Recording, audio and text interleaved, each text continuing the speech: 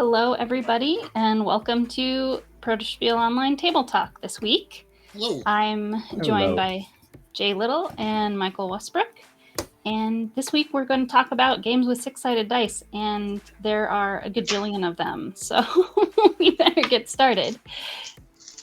Well, I know that Michael and I were discussing a little bit before getting started that we have a disagreement on whether one of them is fun, so I know he's ready to share it on screen, so we could start with that one if you want to. Sure. So should we define it first, the topic? Games with six-sided dice. Okay, we're done. So let me show off Castles in Burgundy, the dice edition. I won't overhype the disagreement here. I'm curious to hear your complaints with it, Heather, because I think it's fun. My wife and I enjoy playing it, but I will not defend this as a flawless game. But it is a game in our regular rotation, so it's fun enough that we come back to it. Yeah. So before anything else, it looks like a roll and write game of some sort. It is a roll and write game of some sort. And so and you've played the regular Castles of Burgundy, right? Which it's funny because Castles of Burgundy is also a dice game. Right? Yeah. And have you played it? No, I haven't. Okay. So that might be why I'm annoyed sure with Castles of Burgundy dice game and you're not. Yep, because I haven't read the book. I've just seen the movie. Right. Yeah, that is often how it goes. The original can spoil the spinoffs. So quick overview. It's a basic roll and write. One person rolls this set of 5 dice, which one complaint I have for them is they're these little wooden dice and they're really light. And then everyone at the table makes decisions based on this dice roll, which is pretty typical of a roll and write. And so you're looking for a combination of, ignoring this dice for a second, any of the 2 colors rolled. So we'll just change them here, and any of the 2 dice rolled. And you use those numbers and colors to fill in squares, or I guess these are hexes, on your map while other players are doing the same in other maps. And so it's a dice game because you roll dice every turn. I think it's quick, it's simple, it doesn't over tax people, and I like that simplicity. It feels like it rewards decisions. My biggest complaint with it actually is this die right here is 100% weighted. It has 4 black sides and 2 blue sides, and I have tracked it across games. It rolls blue about 50% of the time, and it should roll blue 1/3 of the time. So we have a bad dice, which one of the risks of a dice game is this is a mechanical randomness, and if you have a bad die, you can mess up the mechanical randomness. What's a single one of those called? They're called pips, I guess. I don't know. No. You said die. Oh, you said yes. Dice singular. Yeah, it's a die. It's a die. Excuse me. It's very easy to get those wrong interchangeably. That's a peeve. Oh, I played a video game all about dice, Jay, and throughout the entire very popular video game, they refer to singular dice as dice, and it gets me because that had to get through a lot of QAs. Yeah, well, I will. I'm sure I will slip up. But anyway, what's interesting with a roll and write game is we could do an entire episode just on roll and writes. Mm-hmm. I specifically did not include any of those because there's like the Stone Maya Rolling Realms, and I'm looking at Clever, Twice as Clever, and Encore, which are all really popular games that Stronghold games brought over from Germany. Floor Plan, a roll and write game about building architecture and things like that. I think we could do an entire episode just on that. I mean, starting with the original Yahtzee. There's just a lot, and it's been a huge growth space. In fact, at Geekway to the West, I'd say a good 8 to 10 of the new games that were being offered in the library, and quite a few of them in the Play and Win, were roll and write games of some variety. So there seems to be kind of a resurgence in that design space. And I think it's good we brought up the genre. Go ahead, Heather. They're easy to produce, I think, is a big part of why they get really popular, right? I'd agree with that. And so it's good that we've represented this genre, because now we can talk about other games that are dice games that aren't roll and writes, which if you're in the heat of the moment, this is probably all that comes to mind. I'm curious, Heather, what's your bone to pick with Castles of Burgundy, the dice game? I think I'd just rather play real Castles of Burgundy. That's fair. That's not in my This- closet, so My frustration, like, well, of course I didn't like it, so I only played it once. I haven't gotten rid of it. I actually still do have it in my collection. But, I don't know if I'm going to decide to sell it or not. Just haven't gotten around to it. But it felt too like my hand was too forced. Like I didn't feel like the options that it gave me were very fun. Yeah. In regular Castles of Burgundy, it looks a lot like what you see on that roll and write sheet. Hello, Zoe. And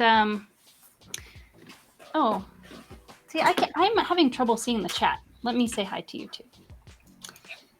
Hi. I mean on Twitch, I'm having trouble seeing the chat. I'm not sure what's going on there. But anyway, moving on. You roll 2 dice. Each person has 2 dice they roll. And those numbers on the dice give you lots of options. Like there's a 3 spot on the board, which is a place you can draft tiles from. There's also goods you can sell, like goods that have a 3 on them, you can sell those, etc. Like there's a few different things you can do with a certain number of pips on a die. And then you have little worker tokens that you can use to increment or decrement your die if it's not quite what you needed to get the thing you really wanted. So it also lets you adjust the die face, which I think is a really common thing that I love it when that's part that luck mitigation is part of a 6-sided die game. So I think it's just that I like Castles of Burgundy so much, and what you're getting is you're getting tiles, you're putting them on that hex grid, and there's rules that they have to be adjacent. And I don't know if the adjacency is even a thing in the roll and write. Yeah, it is. It seems like the roll and write is just a really simplified version, which is often the nature of roll and writes, and I think they can feel watered down. But the upside is how approachable they can be and how quick they can be. And portable and cheap. And portable and cheap. These Talk dice, about though. this. Oh. These dice, plural. I meant all of them. Are cheap. They are light, and they bother me. They might feel cheap, but dice, especially custom dice, tend to be one of the more expensive things produced in a game. But like I'm looking at Roll Player right now, and Roll Player, where you actually go through the process of creating a Dungeons and Dragons character, essentially.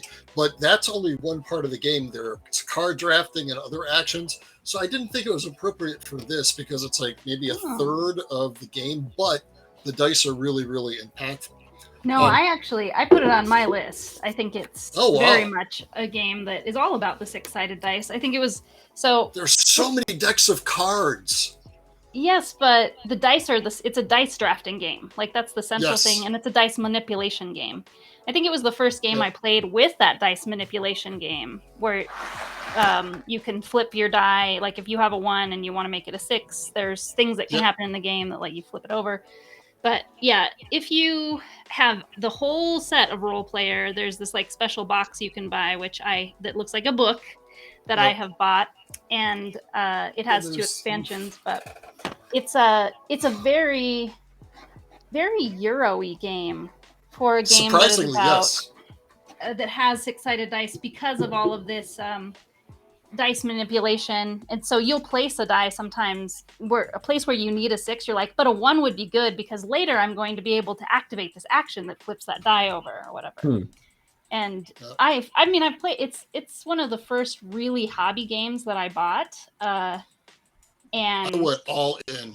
It had me at the theme, but then the mechanics were great.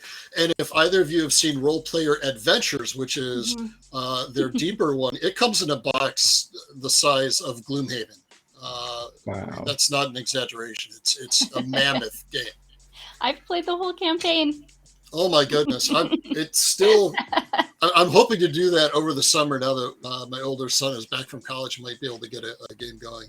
But I don't think we can really talk about 6-sided dice in games without maybe breaking it down to what might be the simplest and one of the most elegant implementations, and that is Sid Sackson's Can't Stop. This is a simple game that is basically there are a lot of different editions because it's been around since I think late 70s, early 80s. But it's basically a game where you're going to roll 4 dice and you're going to put them in pairs. And you're going to decide, all right, so if I roll a 4 and a 2, I'm going to move up a 6 column. Well, if you look at a bell curve of results for when you roll 6-sided dice, a 6 is fairly common, so you have to climb more spaces in that. But if you want to go up a 2 or a 12 column, then it's a lot more rare when you're just putting 2 dice together. So it's really, really interesting game of just a standard bell curve and a player's risk limits and risk aversion. And it just takes that really simple element about who can race to the top the faster with a few of the columns. And it's fantastic game. Super simple, very accessible, still available for as many decades as it's been around. I've got maybe 4 different printings of it from different companies. It's an evergreen game that I think is always going to be around just because it's completely accessible. It's the first game that they teach you when you start it's one of the tutorial games on Board Game Arena. And works really well on Board Game Arena. And now there's also Can't Stop Express, which is the roll and write. I don't know how you can express much faster than Can't Stop. And I've actually played it a couple of times on Board Game Arena, and it's really fun. It's you start in the negative, and you can end up with a negative score too. But you go in a similar way. You go in on numbers, and you're thinking about the probabilities. But it will roll dice, and then it will show you all the different combos that you can choose to take, and you just click one of them and it'll put it on your board, right? And you need to get to a break-even point, kind of like reminds me of card game about exploring the 2-player card game. We talked about it with Lost the 5 Cities? colors. Lost Cities, yes. Yeah. Thank you. Like on the tip of my tongue. But yeah, Can't Stop Express is also fun. And it's funny that it can be like a completely different game, and both of them are just about normal, like rolling a few 6-sided dice and using different combinations of the probabilities of how they come up. Mm-hmm. Yeah, it's interesting when we take a look at the history of games. Yes, there's a very, very long history. We can't go all the way back to Mancala, Senate, and things like that.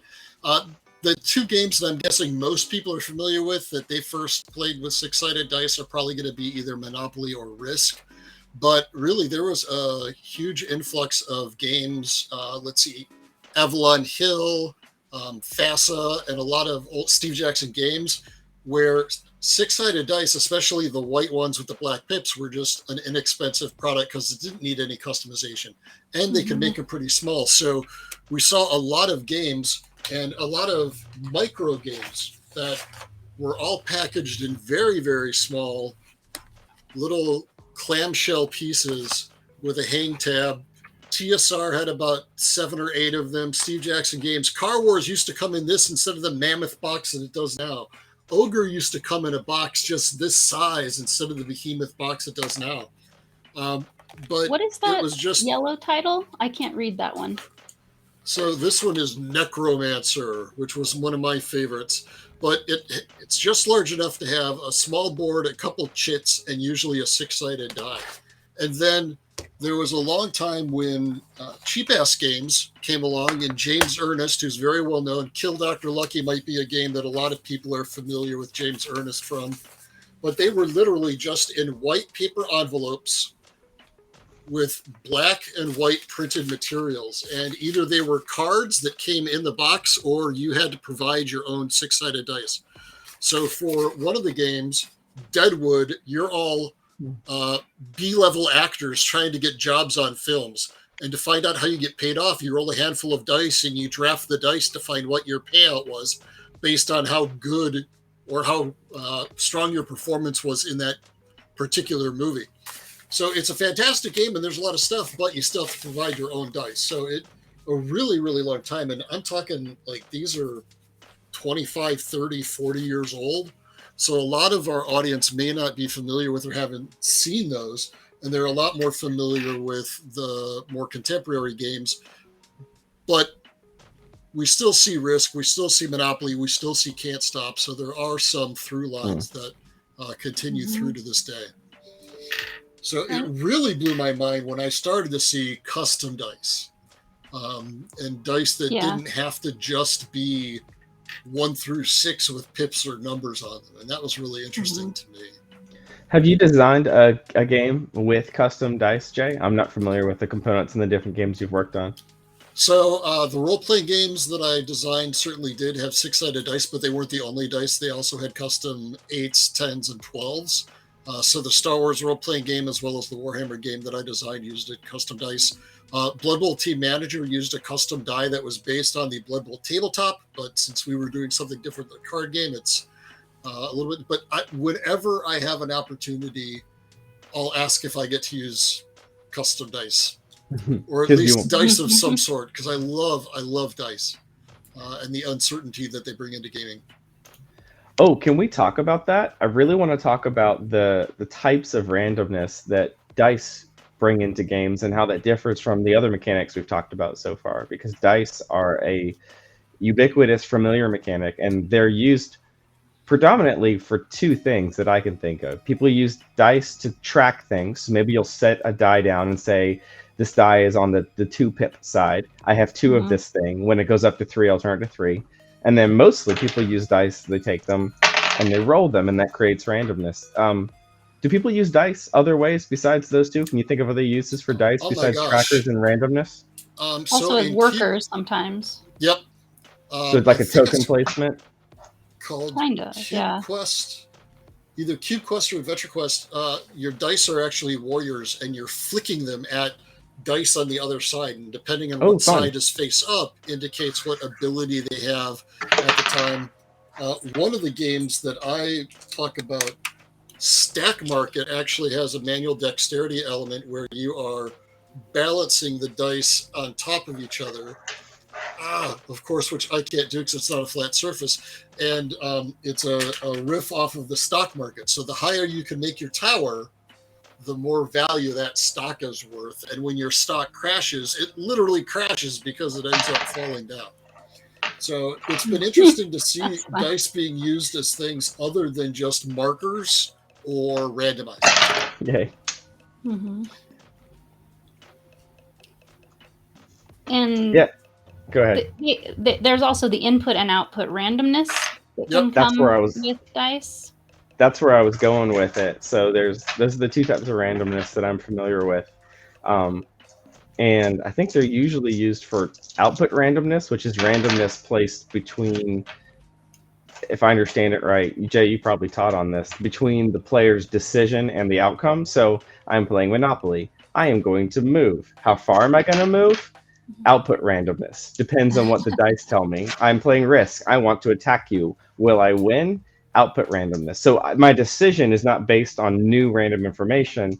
Randomness affects my decision versus input randomness, which is randomness that informs your decision. So deck builder with a market, there are 6 random cards dealt out. That's my shop. I didn't choose that shop, but I get to make a decision based on that randomness that happened. Or someone rolls 6 dice and I'm allowed to pick 3 of them. Input randomness affected the randomness of the options I had, and then I get to make a decision afterwards. So, basically the agency that you have. So in Role Player, again, Heather had pointed out that there are things that allow you to manipulate the dice, and that's definitely input randomness based on the player's agency. I'm going to choose to flip this 1 over to a 6 because I have an ability, a skill, an opportunity that allows me to do that. Yes, originally they were rolled out and they set the scene, but they don't remain that way. They're different colors, so they've got different meanings, and there's a lot of agency, but it's not just a determinator like you had mentioned in Risk or Monopoly. If you roll Terminator. Yes, if you roll a 7 in Monopoly, you can't do anything about that. You can't choose to move more, choose to move less. You roll 7, you move 7. Right. So it is a randomizer. I like to think also that it represents more broadly uncertainty. And there is uncertainty that you can chip away with over the course of play by familiarity. the more often that you play particular games, the better you can get at them, because you're able to chip away at the uncertainty, and you realize that things are more likely to or less likely to happen under these particular situations. The dice rolls in Monopoly is not something, it's a source of uncertainty, but it's not one that you get to really chip away at. Maybe a little bit for the odds of what am I most likely going to roll, 6, 7, or 8, where might I land up, what might I do if I land there, but you really don't know until you roll the die. Otherwise, there's some knowledge of like certain properties are more likely to be landed on, and if you know about that, you can prioritize buying them or be willing to pay more for buying them or whatever. Because of the number of spaces they are past certain places that you get sent to, like jail and go. Is it that kind of thing? Right. Exactly. That's cool. I never thought about that. Yeah, I think of every time I sit down to a new game, it's a scratch-off ticket. And right now it's completely covered up, and I don't know anything about this game. And as somebody is teaching me the game, I get to scratch off a little bit more. And by the end of the game, I've either scratched off a winning ticket because I enjoyed it and I found enough information in the game that I felt I was able to make informed decisions, or if we were to play it again, I'd be able to play better. Or I ended up scratching off a loser and go, you know what, based on what I've seen, I do not need to explore this game any further. I've got plenty of other options. Yeah. Castles of Burgundy is definitely an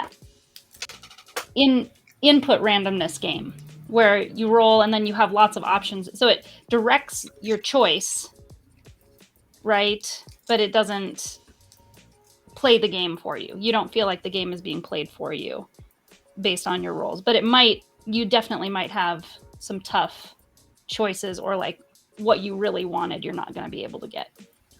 I've heard, especially as a newer designer, designers and maybe hobby gamers, really slashing on the roll to move mechanic, where you roll a die or dice, and that determines the distance, the number of spaces that you move.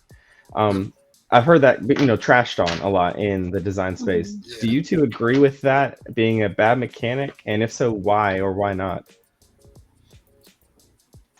It is a perfectly fine mechanic. I think it is an order 1 or a tier 1 mechanic. There are far more sophisticated mechanics, but it is accessible. It is easy to teach. It is easy to learn. And as a designer, it is easy to understand the impact it's going to have on your game. The more complex you get with your dice, particularly custom dice, the larger the sample size you need to see in order to tell whether or not the dice are doing what you even want them to. So for first-time designers, like when I get freshmen coming into my intro to design class, we start out designing a roll and move game, and they have an 8.5 by 11 sheet of paper to do it on. Like, you're making the basics. You get 4 meeples, you get 2 dice, a sheet of paper, and a marker. Make me a roll and move game. Simple components, easy to learn and understand, and they can get that done in 1 class period, right? So it's fantastic as a launching off place. I have no problem with seeing it. It's not my cup of tea, but I'm not going to rag on a game because it has roll and move. Heather, you were going to say something. I think it only makes for a boring game if there's no mitigation of the dice, basically, or there's no choice in path. So one game that I enjoy playing more, so the basic game of life, right, is just a path that you follow, one path. And it's got a lot of color to it, so it's not terribly boring, I guess, because there's so many different things you could land on, and it kind of ends up telling a story, I suppose, right? Then there's another newer game of life where it's called Life Twists and Turns, and it has 4 different paths, and you may choose whether you want to focus on family, whether you want to focus on your career or adventure. And then there's a 4th one. I can't remember what it is. And it comes with a credit card too, in this electronic thing. So it's way more modern. And I also like how it doesn't force you down a path of you will get married and have children and have a career. You know what I mean? You can choose what you'll do. So it's much more fun. I probably will always keep it. I think it's neat, but I'm not sure I'm going to. Recently, I chose to play it with Will, relatively recently, and we were like, this is kind of bland, and repetitive to us right now. But then a couple of other games that are more classic roll and moves that I think I still like are Careers, which is also kind of like, it's a much older game that is kind of like Life Twists and Turns, in that before you start playing, you choose what are going to be your win conditions. So you need to make 60 points, but are they 60 points in happiness, fame, or money?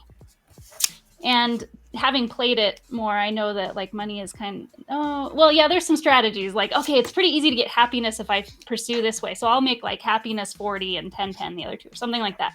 You can decide before you start playing, then you fold it down. It's a secret what you're going for. And as you'll branch off the outer path into a career track that goes into the center of the board. And as you leave the career track, you get an experience card, which is worth either 1, 2, or 3 spaces you can choose to move. So you have this protection. Like if you roll a bad roll and you land on a unfortunate space, you can play one of your experience cards to avoid that, or make sure you get something really good that you want.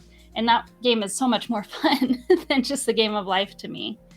So one of my favorite all-time games is called Castle of Magic. It's a game from the 80s about trying to, everyone's got a secret identity and they're trying to pull off of this spell. But everybody has certain elements of the spell that they have in common. So Heather and I there's a bell, and Heather and I might both want it to be ringing instead of silent, but everything else on our agendas are different. And we find that out as we go. So it's a roll and move game. It's an older, very simple game. But what's interesting about that is every space is something that you want to do.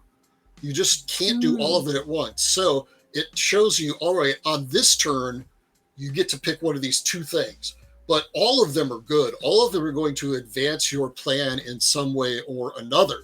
So the 6-sided die basically just trims the tree down from, instead of all of the 8 things that can happen on this turn, you get to pick out of these 2.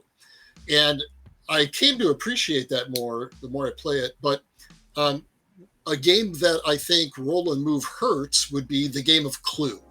So the classic whodunit game. So you move around the board based on the die roll. So if we're playing a 4-player game, you can assume, large enough sample size that in average, 1 player is going to be rolling worse, 1 player is going to be rolling better, and 2 people are going to be rolling about average. Well, since the whole game is about being in rooms and making accusations or asking for clues, the people who tend to roll higher simply have a better opportunity to get more information, get better informed, and make accusations. Where if you just roll poorly over the course of the game, you're rolling 1s and 2s instead of 5s and 6s, you're going to have a very boring game. You're not going to feel like you get to do anything. And so Milton Bradley actually made a series of games in these little circles, a little bit bigger than a hockey puck, that snapped off, and they were all based on dice. They had a Battleship one, they had a Clue one, they had a series of their classic game lines, but then all redone as dice games that could fit into just this small little snap top case. And they were chase items for a really, really long time in the, I want to say, early aughts. And I wasn't able to get my hands on all of them, but they're really, really cool. Like the Monopoly one is a fantastic way to speed run a Monopoly type experience. So is Battleship. Battleship that doesn't even use dice in the actual game. The Battleship game is actually really exciting in its small little, like, fast forward, get a flavor of what the gameplay is about. So some interesting ways of being able to see that. It's interesting too, because sometimes dice, you can make a simplified version of a complex game and break it down into a teaser or break it down into an aperitif, a little taste of what the larger game is about. You're not going to get all the nuances and subtleties or all the strategies, but you get enough of what the designer was trying to get across that you can figure out whether or not you want to learn more about that game. So it sounds like in the case of Clue, the good rule of thumb would be don't make a game where the number of turns you get to take is based on a dice rolls, both, either and or, because you want everyone to have an equal number of turns or opportunities to act. And in that case, when there's space between your actual turns where you're doing things like making discoveries, asking questions, getting clues, the movement aren't real turns. They're fake turns. They're fillers. and Yep. the roll of dice determines whether or not you get to take an action, basically, on your turn. I think that's a dangerous mechanic to play with because, like you said, you just flat out will disadvantage some players in every single game and advantage others, and that's usually doesn't feel good because it doesn't feel earned or in any kind of way. I think we ended up like house ruling it that you could automatically on your turn just move to any room that was adjacent to your room, and if you wanted to move to a room that wasn't directly adjacent left or right, then you put your pawn in the middle, and then on the next turn you could move into any room. So like we cut out the die entirely and just made it, do you want a short-term immediate benefit, or do you need to get to a certain place to make an accusation, then it's going to cost you one turn rather than maybe 5, 6, 7 turns. But I have some more thoughts about randomness, but I know I'm eating into games. Do you want to talk about some more different games that use dice in different ways than just rolling for numbers and sums and that kind of thing? So I'd like to talk about. Oh yeah, I have Dice Forge here because this was a game. You hold it up then. I have it too. It's really fun. What's really interesting is toward the end of my. Go ahead. Can you show us the sleeve, the way they have the sleeve with all the like pieces? So Dice Forge allows us to set the faces of our dice or change the faces of our dice. So it's a dice building game. So you have a blank die template, and toward the end of my time at Fantasy Flight Game, Christian Peterson would walk around and just like have discussions with people about how can we make a plastic custom die, because 3D printing was starting to become a lot more accessible. So we would try things out. Our 3D illustrator would make something, would 3D print a game, and would see what we could do. And for the longest time, we couldn't figure out a way to make it cost effective and functional.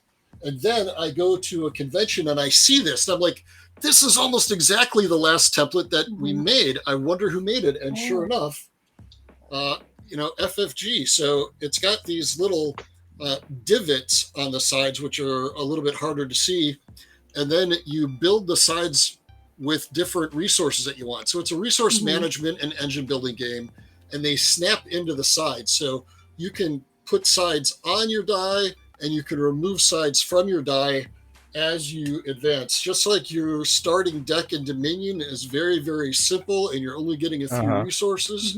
Where here, instead of changing out cards, you're going to pop off one of the die faces and replace it with a different die face to change the likelihood and the distribution of what you might end up rolling, and thus the resources that you generate on your turn. Now, we try and talk about designing for accessibility in our games.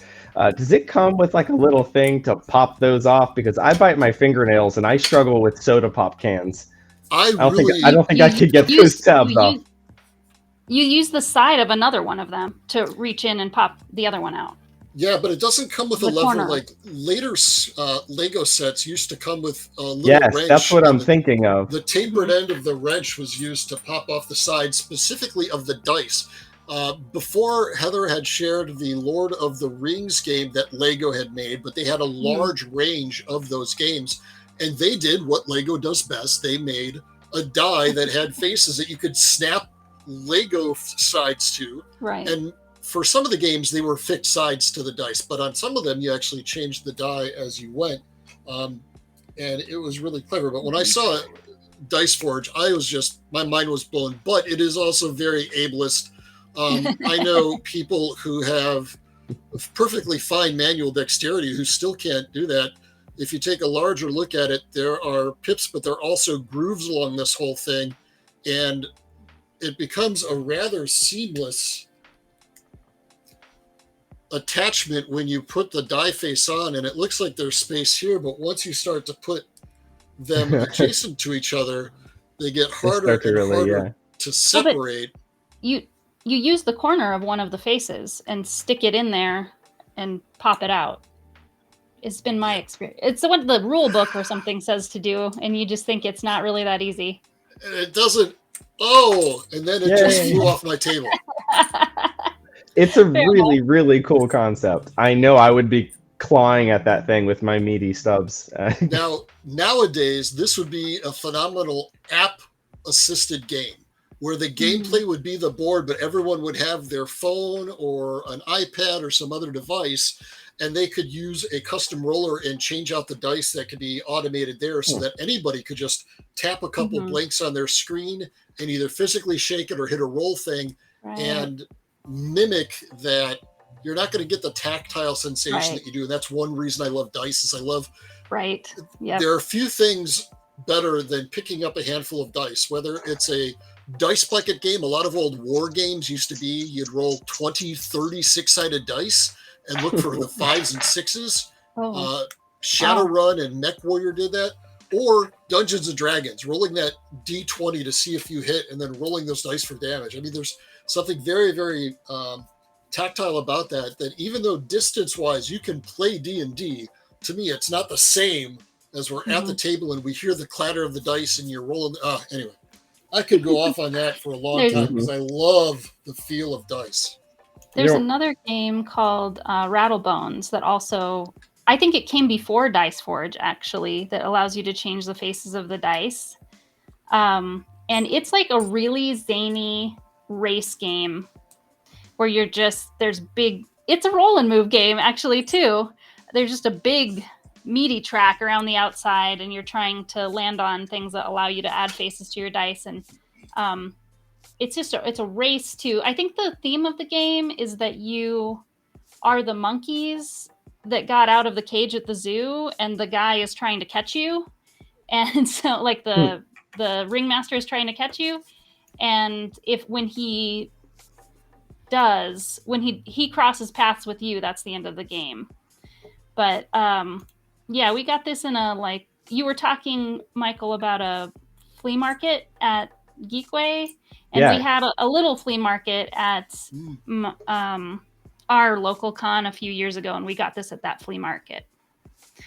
But it's actually a very quick, silly, zany, almost party feeling game.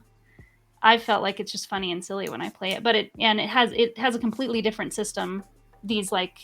I think there's just one peg in the middle and this circular piece. I don't know if there's going to be a picture that shows it. I have it on my shelf, but I didn't think to grab it, so I can't show you in person. But it's going to be even harder to get them off, except that they don't attach as well. I guess they don't attach and affix as firmly as with Dice Forge.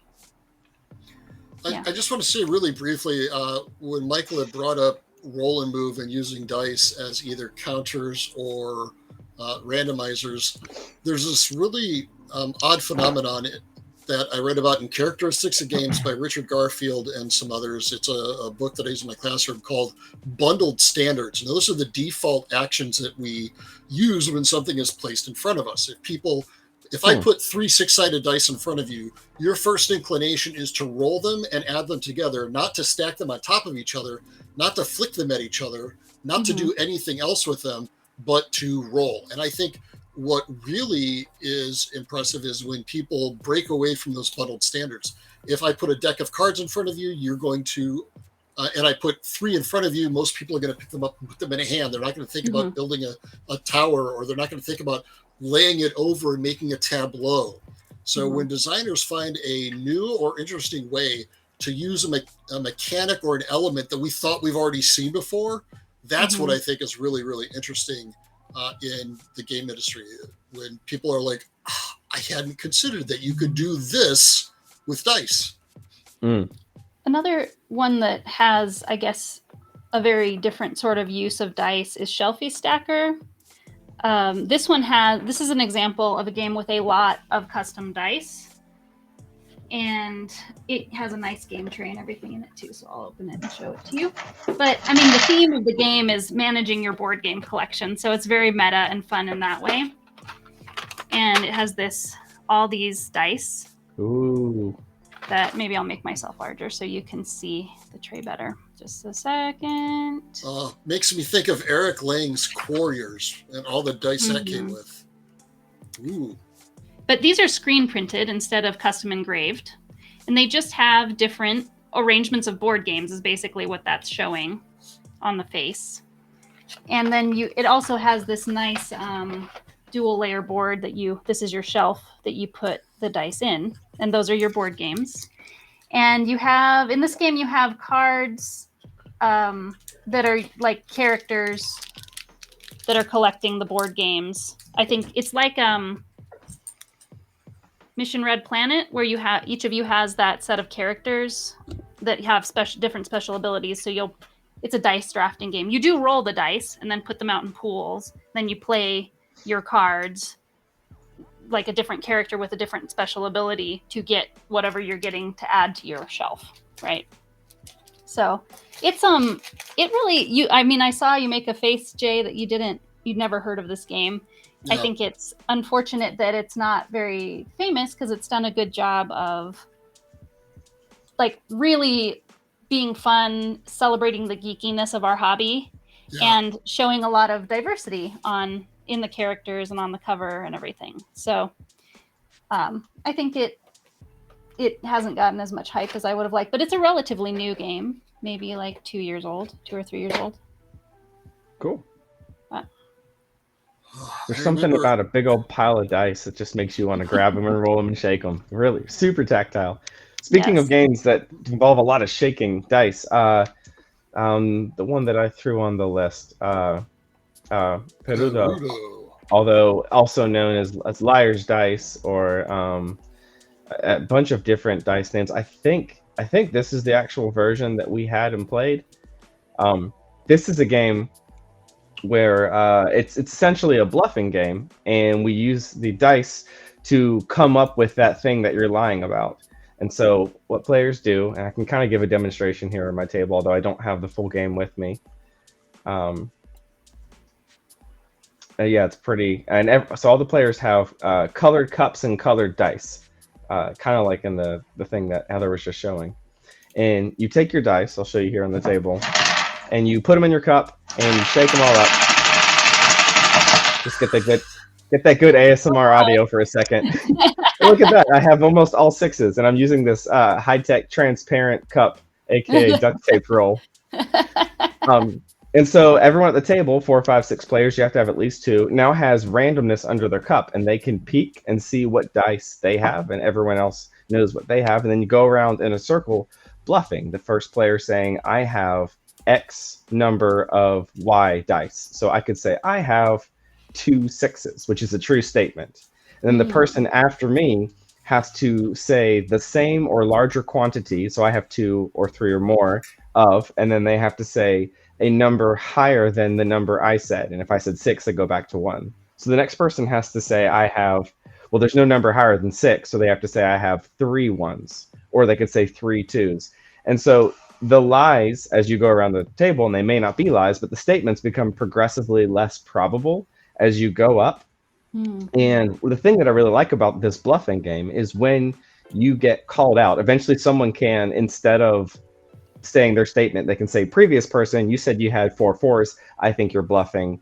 Everyone reveals. You immediately, it's very clear whether or not you lied, because the dice are right there. And if you've lost the bluff, you lose a dice, you lose a die, and then everyone goes back to playing again. I'm just going to mix them up just to keep Jay on his toes. And so then you go back for another round. You're shaking again. So what's going on is, for most of the game, everyone's dice are covered by the cup.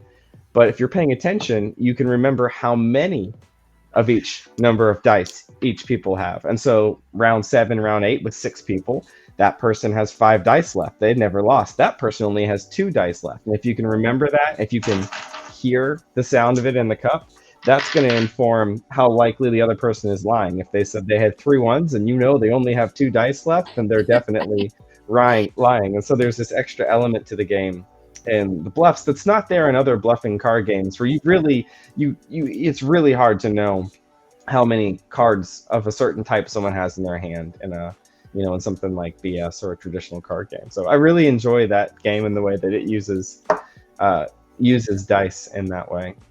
And what's interesting about this is, a deck of cards is a randomizer, but it's a randomizer within a discrete set. We know there's only one 2 of clubs. We know there's only one ace of diamonds. Where in Perudo, everybody could theoretically, huge outlier, everybody could have rolled all 5s. Yeah. And that but that's not intuitive. So if the person said, I have 5 5s, and the next person also later on says, well, I have 5 5s, your brain wants you to think, oh, that's very unlikely, when it's not. And so it teaches practical probability. Yeah.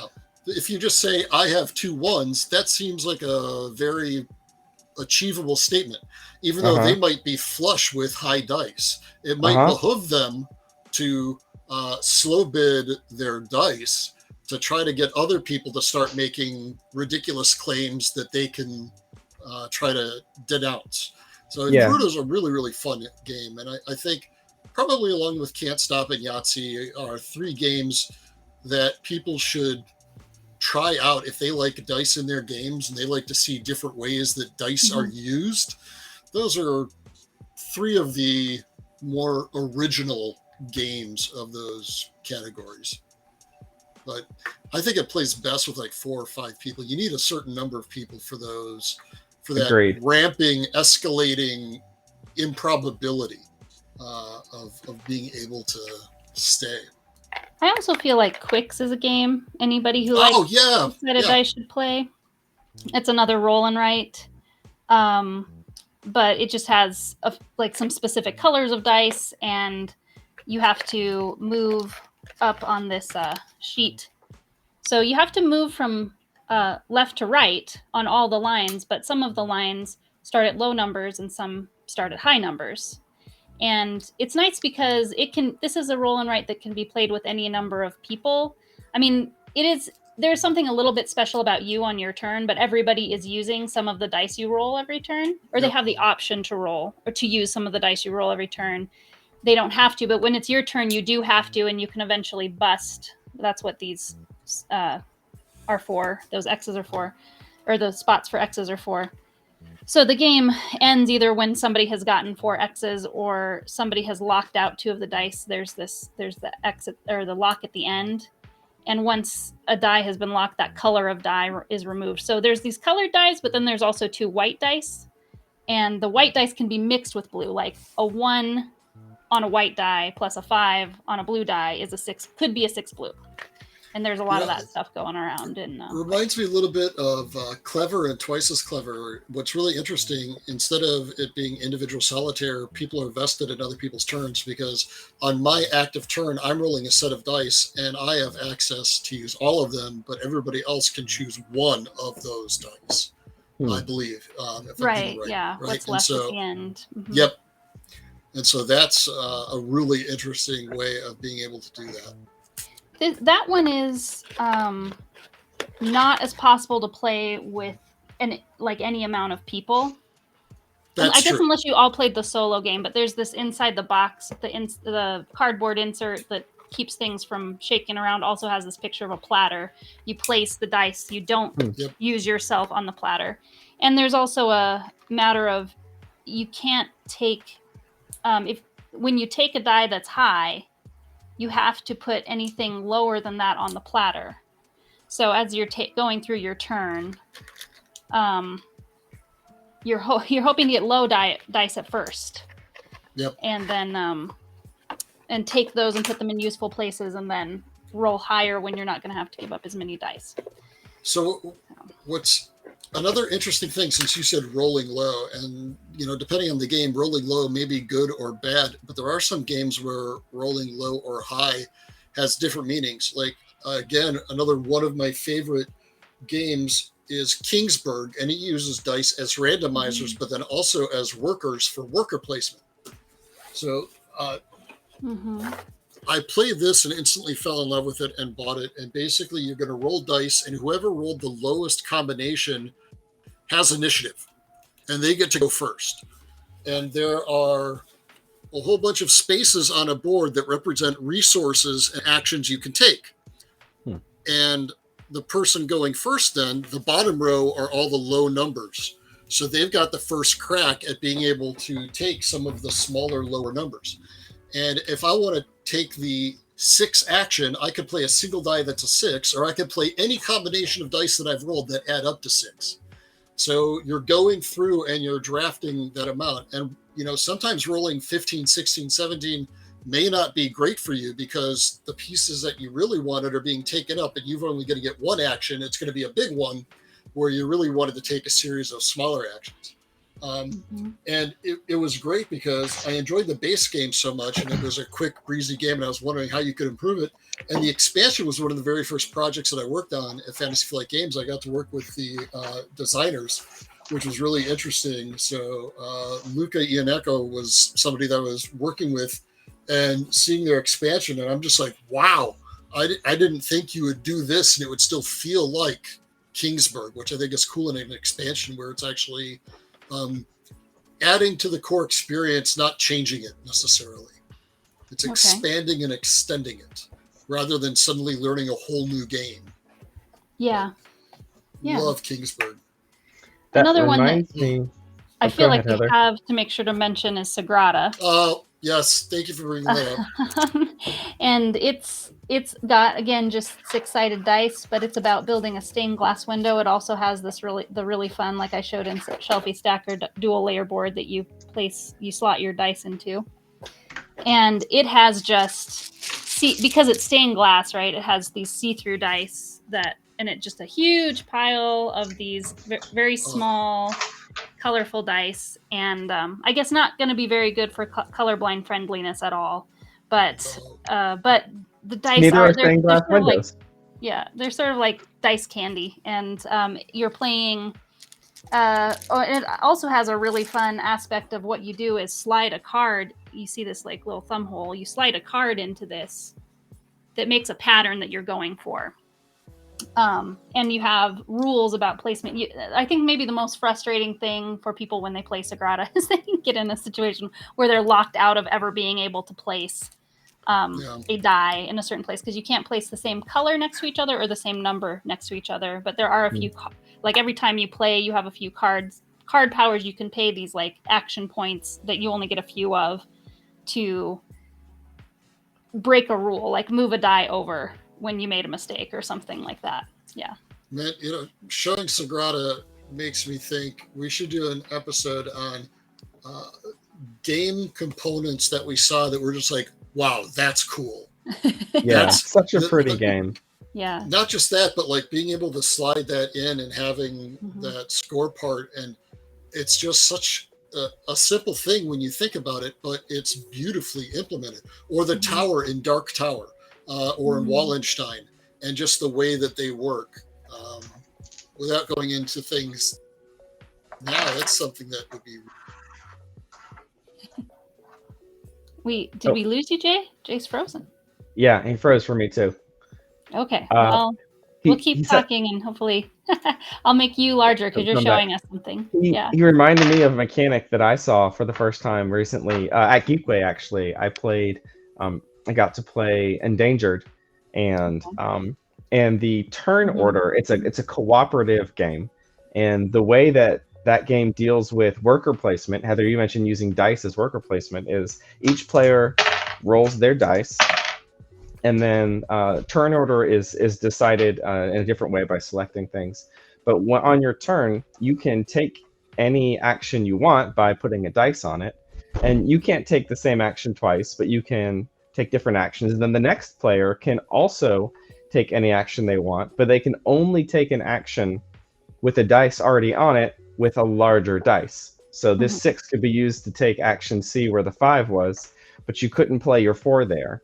And so what you're doing is you're progressively, cooperatively, and the dice remain on there after your turn for the other player's turn, and it stays there semi-permanently. And so you're making these interesting decisions about putting the low dice on an action so that other players can take it too, and not boxing them off of something that you want to all cooperatively do together. And I hadn't seen that before. It's using the physicality of the dice to mark an action, but also the number on it to play a component in what you choose and what options you have. It's giving you, again, that input randomness of, okay, my choices are now limited by these dice, but I still get to make decisions, and those decisions impact the next player. And I thought that was a really clean mechanic that, for me, was new. I'm sure other games have used it before. I think it was pretty unique, actually, when I don't know if it's happening anymore. I also hadn't seen another game that does that. I can't think of another game that does that. Well done, Joe. That's a really nice mechanic. I like that a lot.